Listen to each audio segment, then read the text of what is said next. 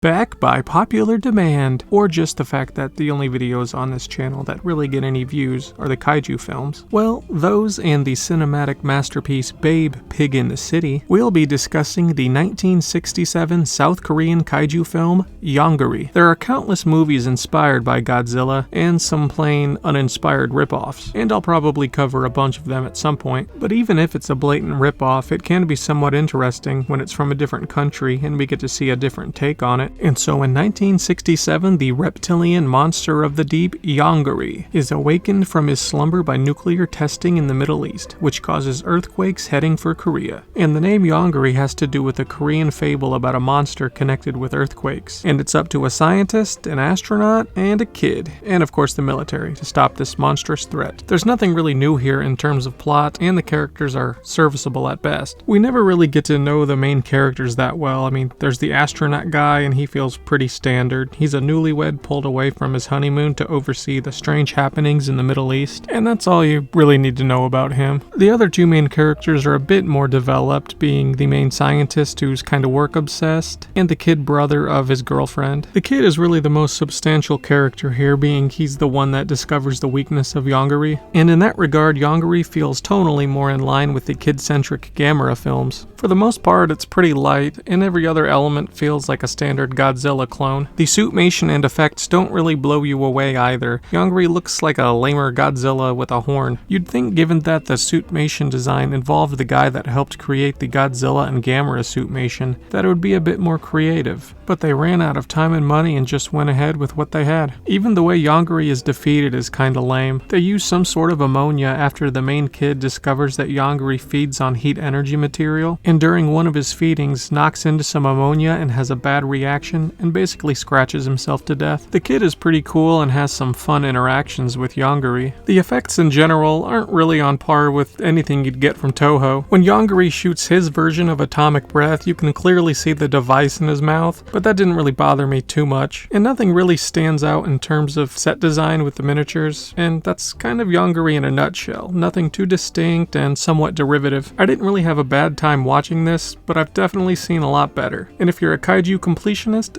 you'd probably like this enough. But stay tuned, as I at some point soonish will cover the sort of sequel, reboot, or reimagining. And while you're at it, maybe like and subscribe.